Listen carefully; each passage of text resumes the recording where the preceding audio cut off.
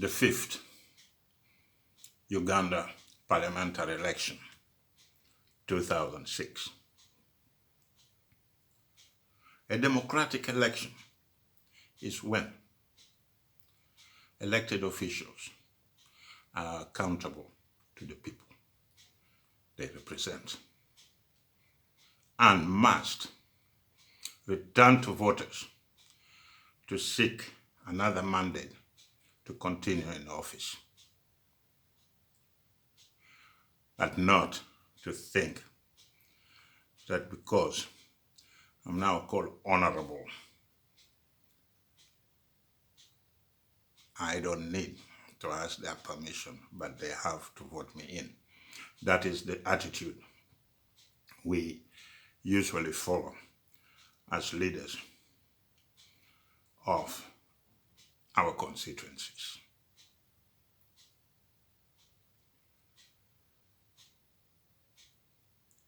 You know, the 2006 election was so controversial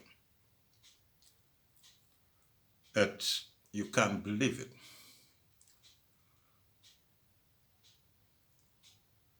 Both at home and to the people in the diaspora, 2006 was a very busy year. Everybody was motivated. Everybody wanted change, both in Uganda and those who were in diaspora. We had a lot of people organizing conferences.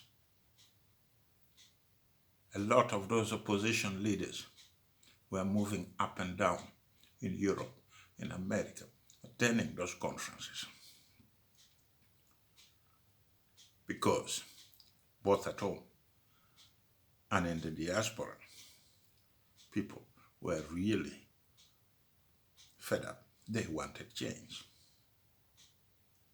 And on the other side, the National Resistance Movement also realized that there's also a power base in the diaspora.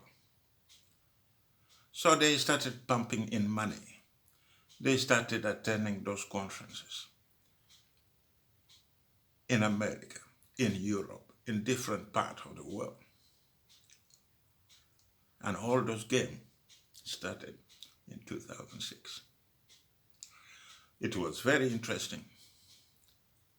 Everybody wanted change.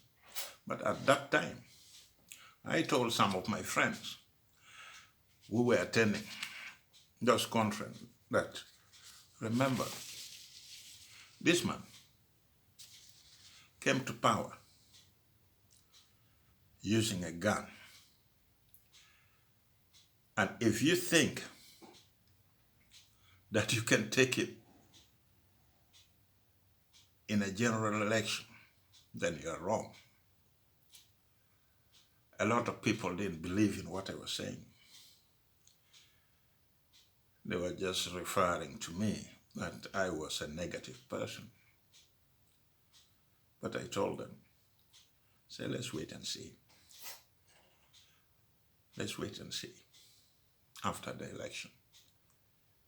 Then you'll understand what I've been talking about. Now, the parliamentary election was held to select members of parliament who formed the country's 7th parliament on the 26th of June 2001 and in 2006.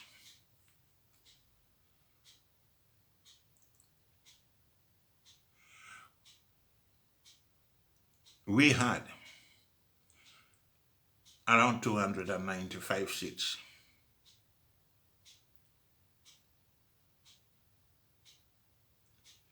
And the government in power won the majority of those seats. Some of those seats were reserved for special interest group and women, army, youth,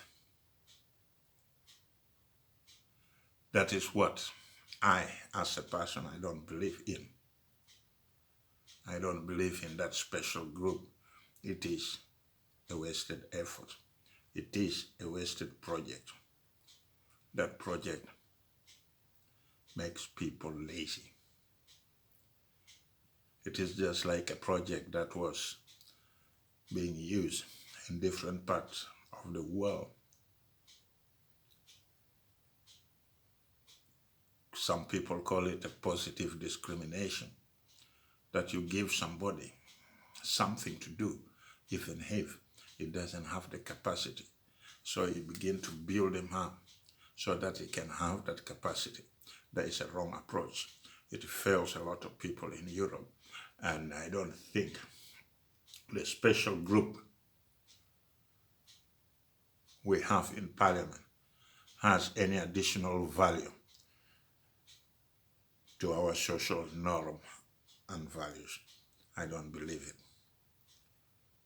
If you want to help these people, if you want to lift them up, give everybody a fair chance to go to school, to learn a profession and create a job, offer them job, give them job so that they learn from stages to stages, not just picking somebody there who believe in FDC or who believe in NRM or who believe in UPC, and then you say, now you are going to represent women when you cannot even read and understand a constitution. It is a shame. It is a shame. But it happened. They had the representative. Now in 2006, Army elected 10 officers to represent the military. And one of the officers was the brother of the president, General Saleh, who was elected. Believe me, I don't believe in a free ride because there's nothing like a free ride. There's nothing like a free ride. There's nothing like a free ride. And those special group project is a failed project. It's a failed project. It does not have additional value. The principle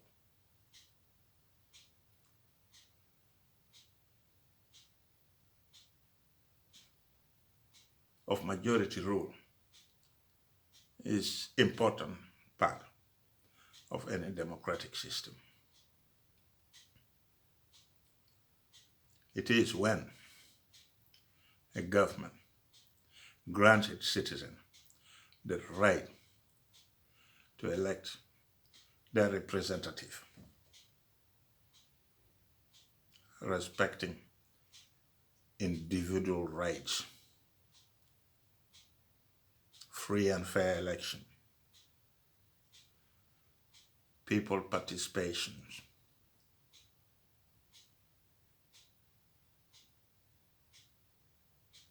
cooperation, and compromise attitude. The compromise attitude.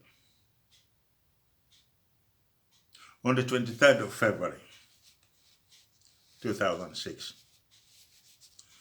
Uganda held both parliamentary and presidential election. And NRM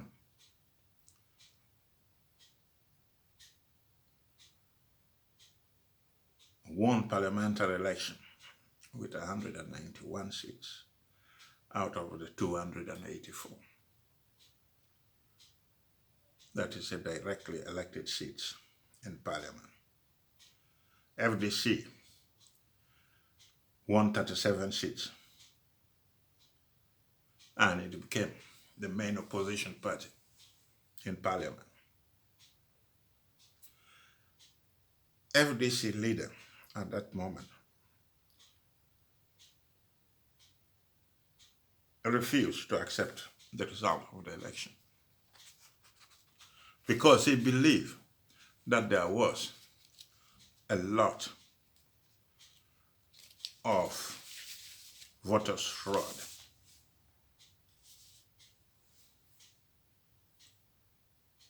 In 2006, election was rich. There was widespread rigging, ballot stuffing, intimidation and human rights abuses. Violence took place during the election. According to Human Rights Watch, prosecutions were brought or threatened against opposition leaders. FDC president candidate Dr. Kizza Besigye was arrested and charged with rape and treason, a made-up fake case. Some people call it a political motivated move. During the same election period,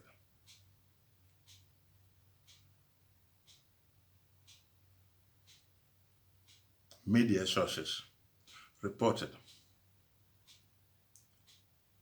incident of violence against the member of the opposition parties. Soldiers opened fire into a crowd in the suburb of Kampala, while in Mukono, soldiers drove 7 armored trucks into a crowd of people. Several people were injured.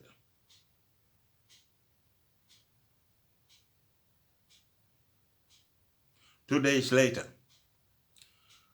police fired tear gas to disperse opposition supporters in Jinja. In that same election, some of the opposition members, supporters, went to vote only to find that their names were not in the voting register.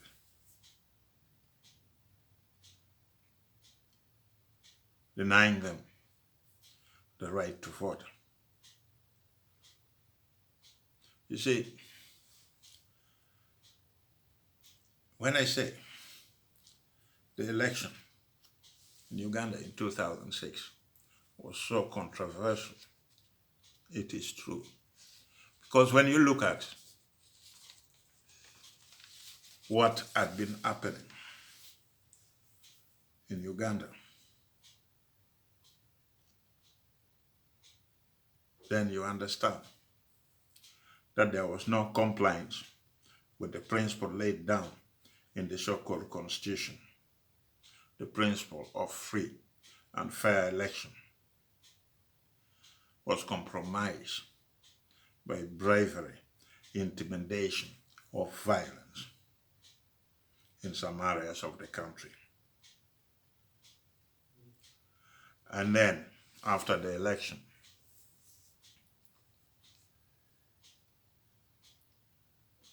our own judiciary system is not trusted anymore. And you cannot believe in it because they work for the state. And whatever you do, you'll find that you go to the courts and the court will bring you down. It was very clear that even in the High Court,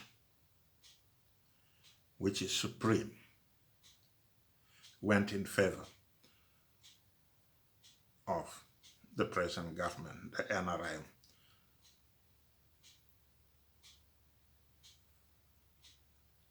They won parts of the Supreme Court, when the Supreme Court voted, NRM won the majority of 4 against 3, who decided that the election was rigged.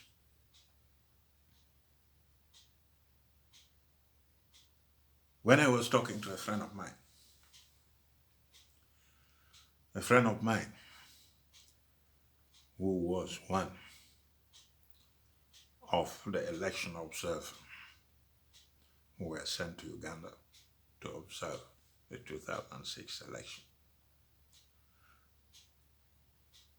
After the election, I met him in a separate conference that was taking place here in the Netherlands. I talked with him and he told me, he said, my brother, I was among the people who were sent to observe the election in Uganda. There was a lot of rigging, voters' intimidation.